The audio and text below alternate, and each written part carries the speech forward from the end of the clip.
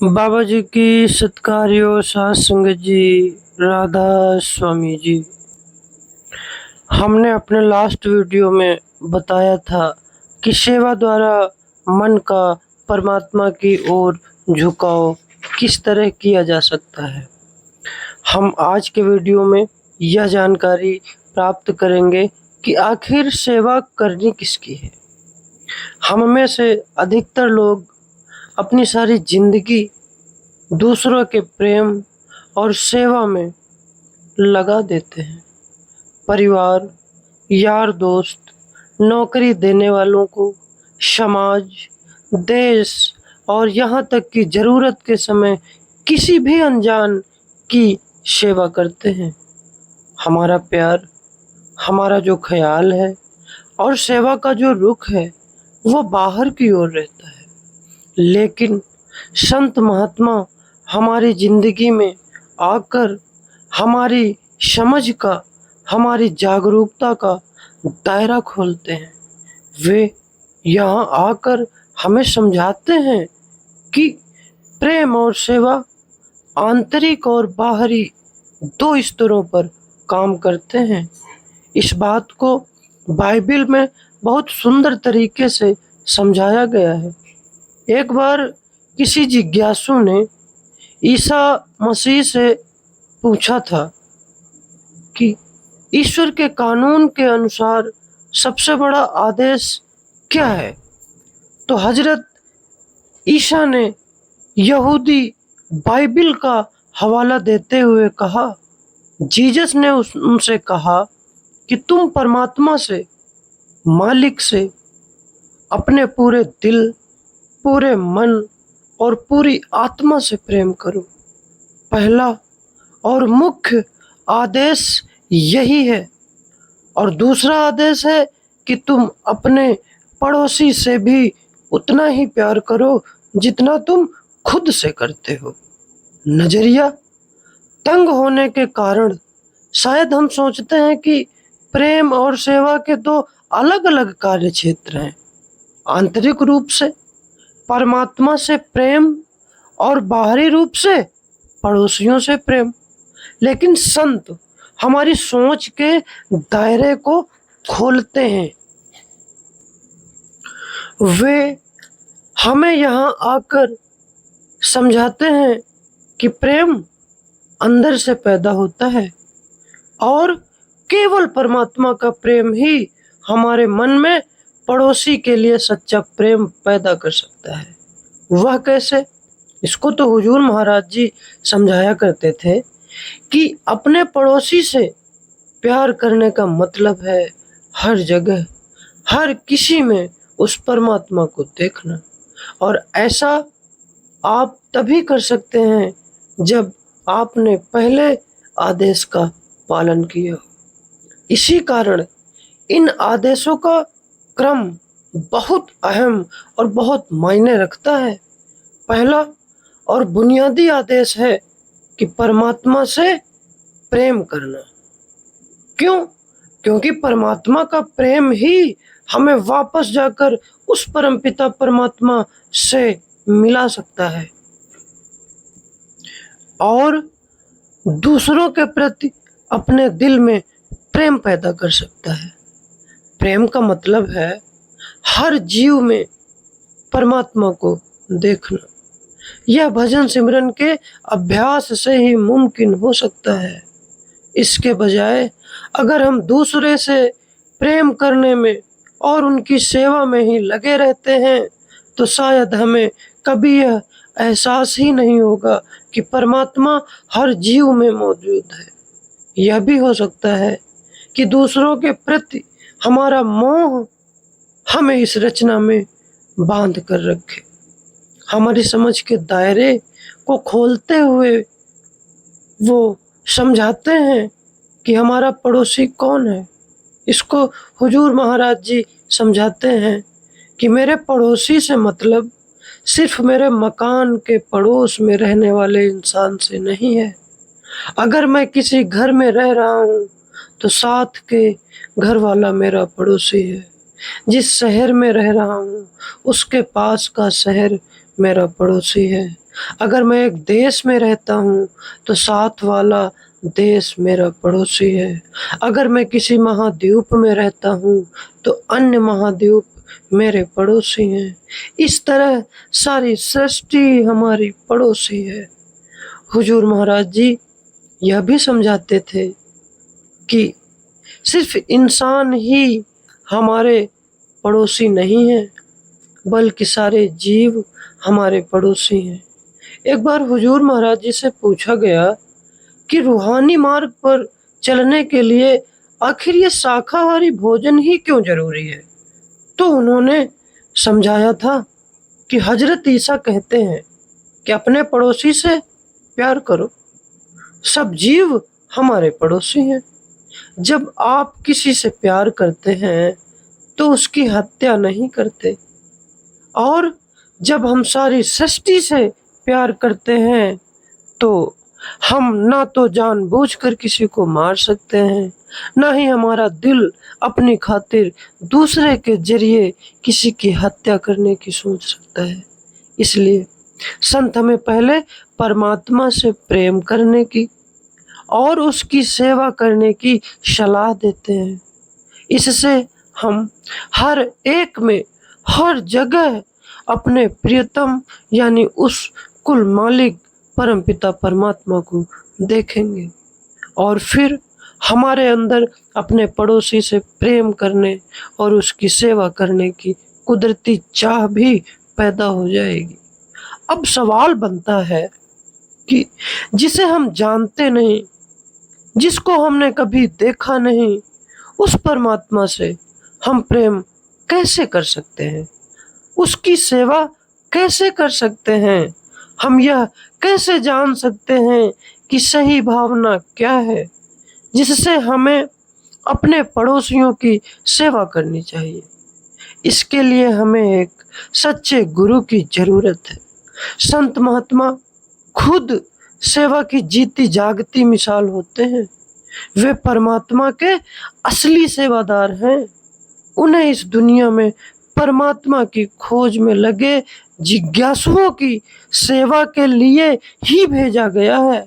वो परमपिता परमात्मा अपने सेवक को गुरु के रूप में इस सृष्टि में भेजता है, और वो गुरु हमें बताता है कि आत्मा और परमात्मा के साथ संबंध क्या है।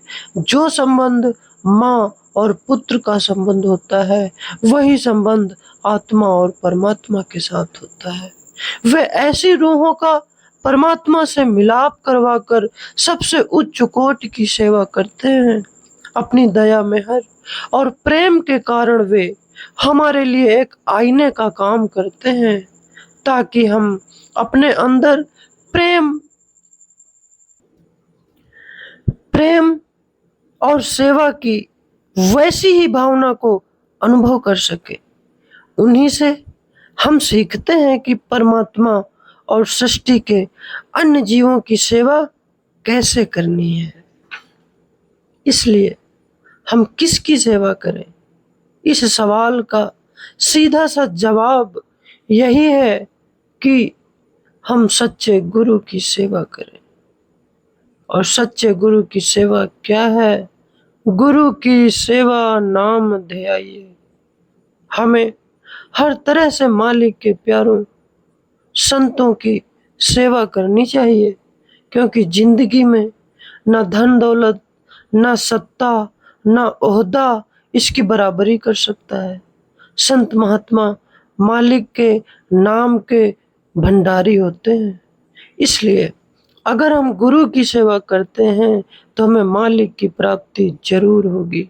सतगुरु हमें सिखाते हैं कि कैसे परमात्मा की और अन्य जीवों की सेवा करें।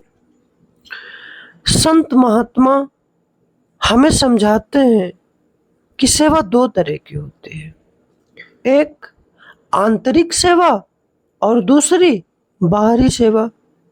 अब इन दो सेवाओं को समझना बहुत जरूरी हो जाता है कि आखिर आंतरिक सेवा है क्या।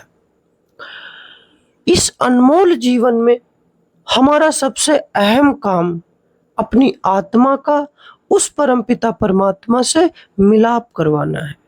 इस मकसद को पूरा करने के लिए सतगुरु हमें भजन और सिमरन का तरीका समझाते हैं। भजन सिमरन ही हमारी आंतरिक सेवा है, हमारी आत्मा की सेवा है। यही सबसे उच्च कोटि की सेवा है जो हम कर सकते हैं। भजन सिमरन के 3 अंग होते हैं। पहला सिमरन, दूसरा ध्यान और तीसरा भजन।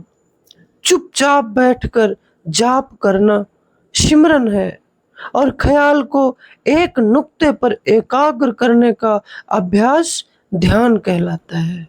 सिमरन और ध्यान दोनों मन को टिकाकर सूरत को तीसरे तिल पर लाने में बहुत बड़ी मदद करते हैं।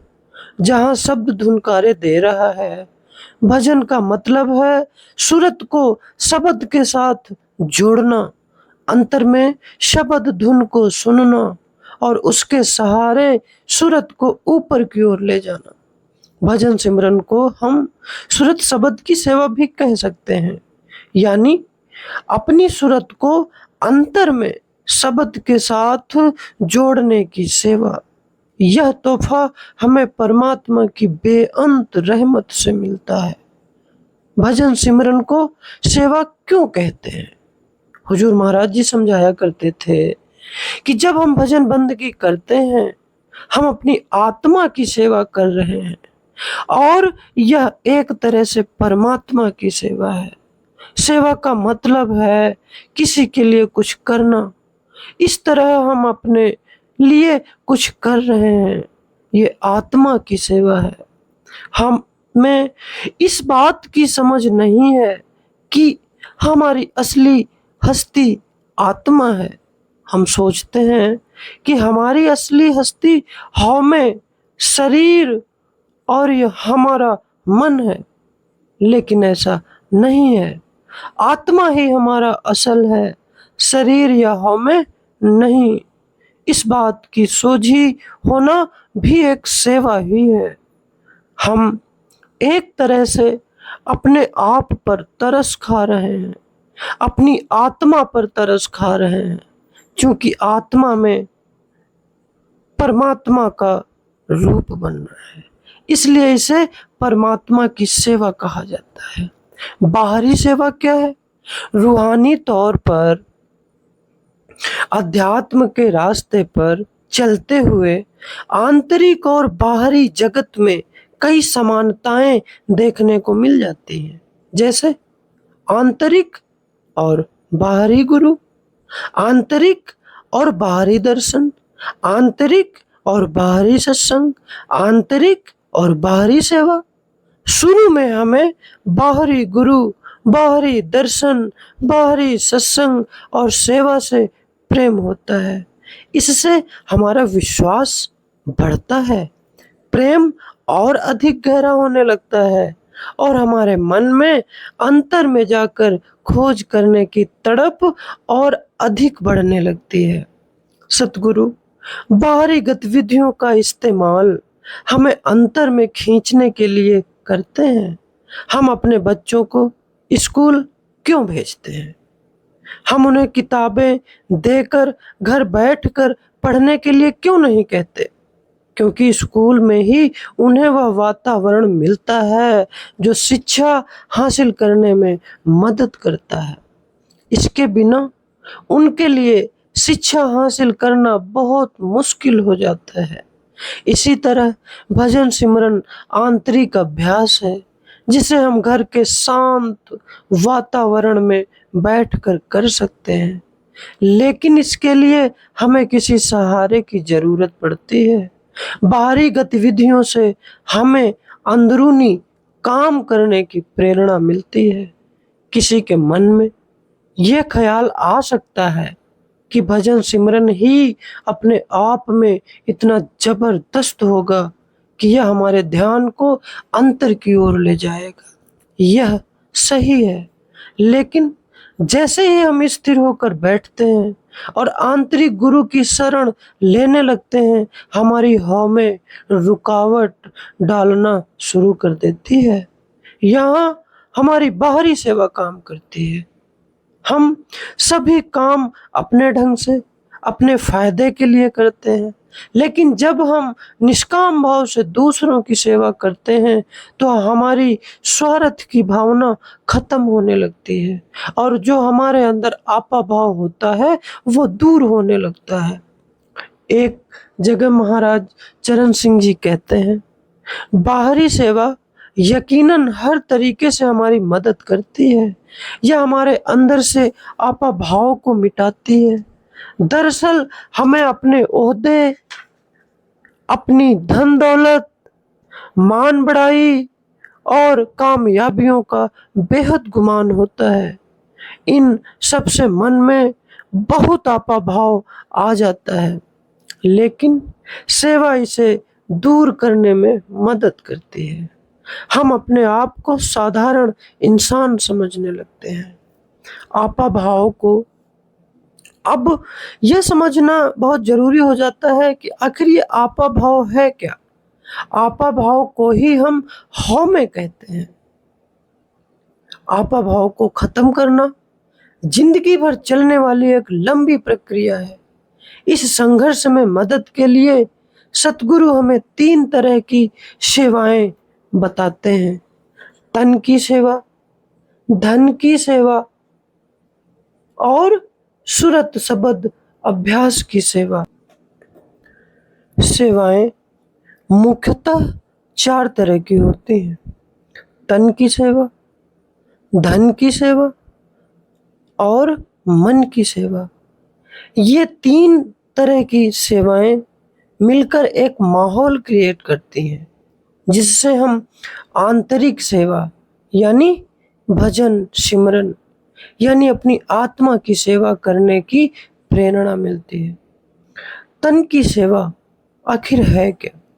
बाहरी सेवाओं में पहली सेवा वह है जो शरीर से की जाती है, इसे तन की सेवा कहते हैं। जब हम किसी दूसरे के लिए दया और सहानुभूति रखकर उसकी सहायता करते हैं तो यह तन से की गई सेवा कहलाती है।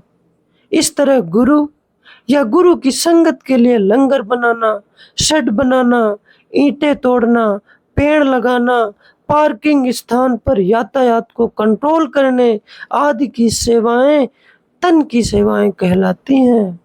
हुजूर महाराज जी तन की सेवा का मकसद समझाते हुए फरमाया करते थे।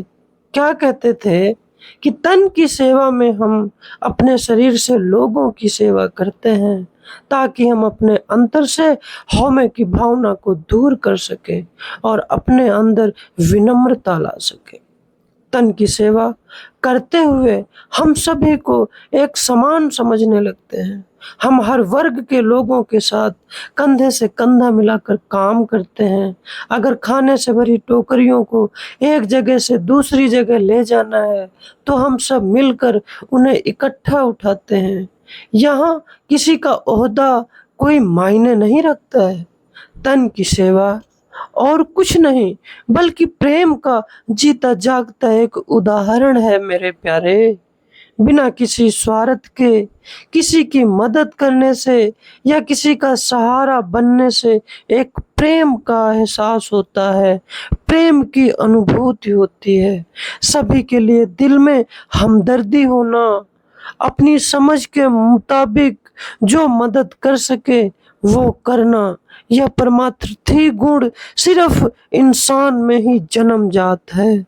ऐसा मौका मिलना सौभाग्य की बात है।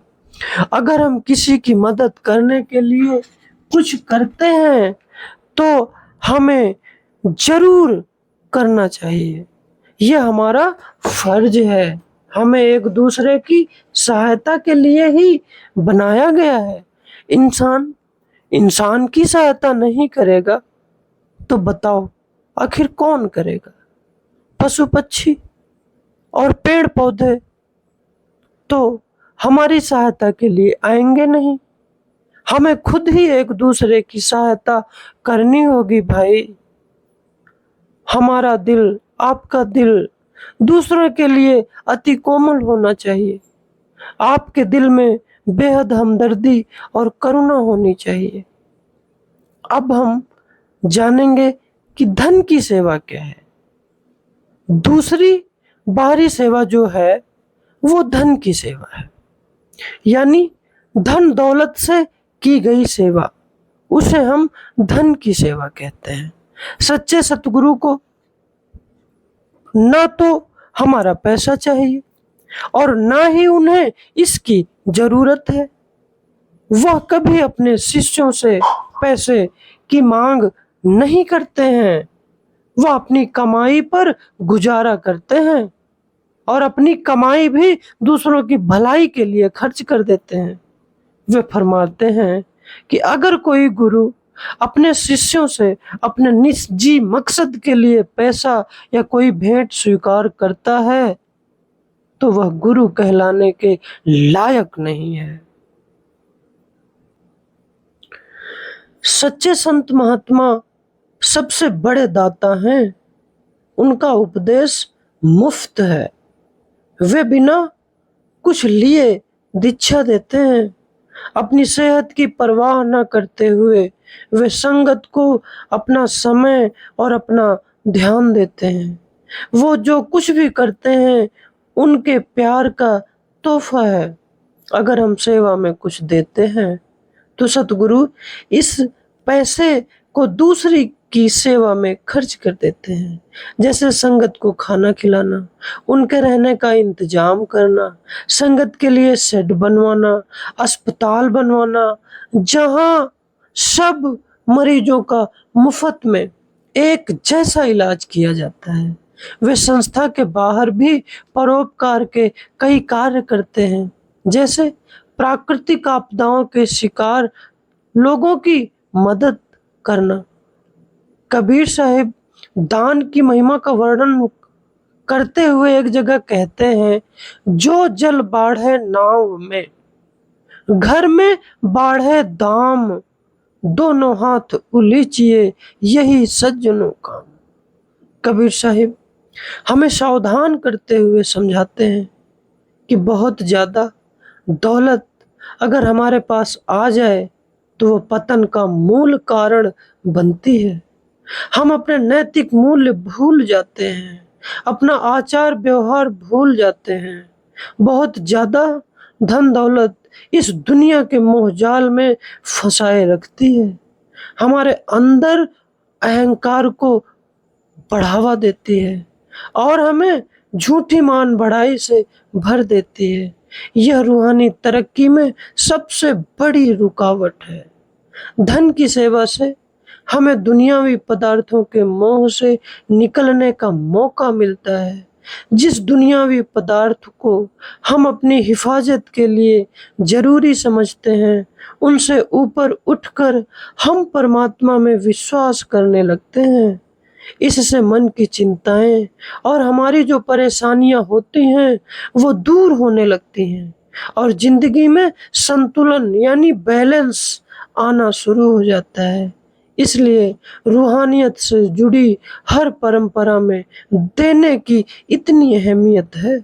कुछ देने के लिए जरूरी नहीं कि हम अमीर हों, लेकिन जब हम अपनी हैसियत के मुताबिक कुछ देते हैं तो हमें ऐसा सोच समझ कर करना चाहिए। महात्मा हमें समझाते हुए कहते हैं कि यह जाने बिना कि लेने वाला इसका सही इस्तेमाल करेगा या नहीं, हम आंखें मूंद कर बिना सोचे समझे दान नहीं देना चाहिए।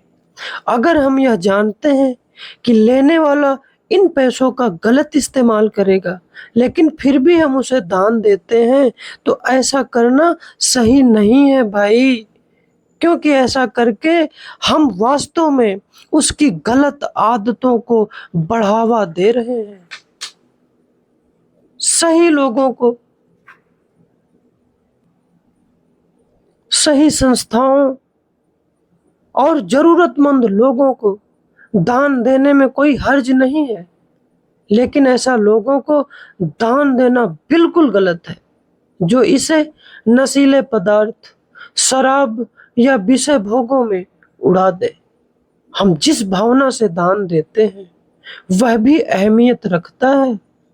अगर हम मान बढ़ाई पाने की भावना से नाम कमाने की भावना से, एहसान जताने की भावना से या बदले में कुछ पाने की भावना से अगर दान दे रहे हैं तो इसका मतलब है कि हम निष्काम भाव से सेवा नहीं कर रहे हैं। बड़े महाराज जी ईसा मसीह के शब्दों का हवाला देकर संगत को फरमाया करते थे कि अगर दायां हाथ दान दे तो हमें बाएं हाथ को पता तक नहीं चलना चाहिए। एक जगह महाराज चरण सिंह जी और फरमाते हैं, कहते हैं कि भाई दान देने की भावना दिल से आनी चाहिए, यह सबसे जरूरी है। दूसरा दान शोहरत हासिल करने के इरादे से कभी नहीं देना चाहिए। जैसा हजरत ईसा कहते हैं कि लोगों से तारीफ करवाने और उन पर अपना प्रभाव जमाने के लिए नहीं, हमें परमात्मा के साथ कभी सौदेबाजी नहीं करनी चाहिए कि अगर आज मैं तुम्हें 1000 रुपया दे रहा हूँ तो तुम मुझे अगले जन्म में 20,000 रुपया देना। ये दान नहीं कहलाता है। हम दान अपने भले के लिए देते हैं। उसने हमें हमारी जरूरत से इतना ज्यादा दिया है कि हम इसे उसकी रचना की सेवा में लगाना चाहते हैं ताकि हम इसके मोह से निकल सके। तीसरी सेवा है मन की सेवा।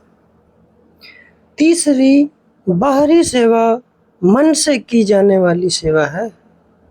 सरल शब्दों में कहा जाए तो मन को वश में करने और इसे परमात्मा की ओर लगाने के लिए हम जो भी काम करते हैं, जो भी प्रयत्न करते हैं, वह मन की सेवा है।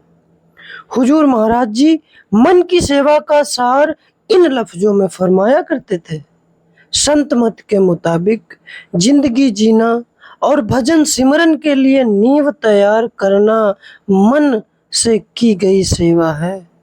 हुजूर समझा रहे हैं कि सतगुरु द्वारा बताई गई रहनी अपनाने से रोजाना के भजन सिमरन के लिए हमारी नींव तैयार होने लगती है। नामदान के समय किए गए जो 4 वायदों को निभाते हुए जब हम अपनी समझ और लगन के साथ रोजमर्रा की जिंदगी में छोटी छोटी कुर्बानियां देना शुरू करते हैं तो यह मन की सेवा है। जब मन वचन और कर्म से हमारे दिल में दूसरों के लिए दया उमड़ती है, हम उनसे प्रेम करते हैं, तो यह भी मन की सेवा है। ये सब हमारे भजन सिमरन की नींव बनाते हैं भाई। इसी तरह जब हम सत्संग सुनने जाते हैं या कोई रूहानी किताब पढ़ते हैं और उनके उपदेश पर जब हम अमल करके उन्हें अपनी जिंदगी का हिस्सा बनाते हैं तो यह भी मन की सेवा है।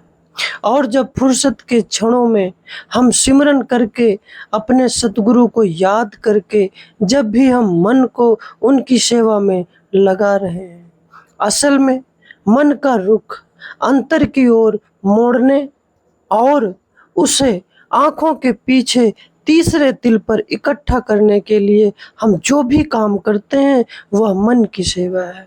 हुजूर महाराज जी फरमाया करते थे कि सिमरन और ध्यान का अभ्यास ही मन की सेवा है। सिमरन और ध्यान की मदद से हम सूरत को समेटकर आंखों के पीछे यानी तीसरे तिल पर टिकाते हैं। ये मन की सेवा है। जब तक हम मन के दायरे में हैं, रूहानियत पर चलने की हमारी हर कोशिश मन की सेवा है।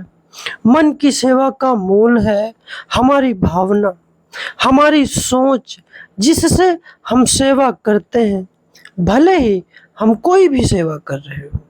जब सेवा निष्काम भाव से, प्रेम प्यार और हलीमी से, बिना मोह के की जाए, तब उसे सच्चे मायने में सेवा कहा जाता है। असल बात तो मन की भावना है। मन से की गई सेवा हमारे मन को परमात्मा की ओर लगाने में अहम भूमिका निभाती है। क्योंकि बानी में भी आता है, सतगुरु की सेवा सफल है, जो को करे चितलाए। इससे हमें संत मत की रहनी अपनाने में, अपनी करने की नींव बनाने में और भजन सिमरन में मदद मिलती है। बिना किसी स्वार्थ के, विनम्रता के साथ कोई भी सेवा करने से हम प्रेम का ऐसा ताना बाना बुन लेते हैं कि हमारी रोजमर्रा की जिंदगी हर तरह से समृद्ध होने लगती है। बाहरी सेवा ऐसा माहौल बनाने में बहुत मदद करती है जिससे हमारी अंदरूनी रूहानी सेवा को बल मिल सके, लेकिन फिर भी यह मंजिल तक पहुंचने का जरिया नहीं है, मंजिल नहीं। जैसा हुजूर महाराज जी फरमाया करते थे, जरिया है, जरूरी नहीं। मुक्ति हासिल करने के लिए भजन सिमरन जरूरी है। एक जगह महाराज चरण सिंह जी फरमाते हैं, सच्ची सेवा क्या है? सच्ची सेवा है भजन और सिमरन, यानी अपनी सूरत को समेटकर वापस आंखों के बीच में यानी तीसरे तिल पर इकट्ठा करना, उसे अंतर में दिव्य प्रकाश या मधुर धुन से जोड़ना, अंतर में शब्द धुन से जोड़ना। बाकी सभी सेवाएं उस मंजिल को हासिल करने का जरिया है, उस मंजिल को हासिल करने का जरिया है भाई। आज हम लोगों ने इस वीडियो के जरिए यह जाना कि सेवाएं कैसे करनी है, कितनी सेवाएं हैं। हालांकि सेवा 4 तरह की है, तन, मन, धन और सूरत शब्द की सेवा। मुख्य रूप से तन की सेवा पर बहुत ज्यादा जोर दिया गया है। तन की सेवा तभी सफल है जब यह मन की सही भावना से की जाए। तन और मन की सेवा भजन सिमरन में हमारी मदद करती है। हर तरह की सेवा परमात्मा की बख्शी हुई दात है, जो अपने ही ढंग से हमारे मन में सतगुरु की याद बनाए रखती है। सभी सेवाएं एक दूसरे की पूरक और सहायक हैं। कुछ समय बाद हमें महसूस होने लगता है कि कोई भी सेवा दूसरी सेवा से अलग या खास नहीं है, बल्कि सेवा हमारी जिंदगी का अभिन्न अंग बन जाती है, जिंदगी के आनंद का हिस्सा बन जाती है। सेवा एक सफर है, मंजिल नहीं है। सेवा जिंदगी के सफर को तय करने में हमारी मदद करती है, हमारा सफर सुखद बनाती है और जिंदगी के अनुभवों को समृद्ध करती है। धीरे धीरे हमें यह समझ आने लगती है कि सतगुरु ने हमारे मन का रुख मोड़ने के लिए कितना सुंदर तरीका बनाया है। तब हमें पता चलता है कि रूहानियत का हर पहलू बड़ी गहराई से हमारे पूरे वजूद से जुड़ा हुआ है। 4 तरह की सेवाएं, 4 वायदे, रहनी सहनी, दर्शन और सत्संग से मिलने वाली प्रेरणा, यह सब एक साथ मिलकर अंदर की ओर रुख करने में हमारी मदद करते हैं।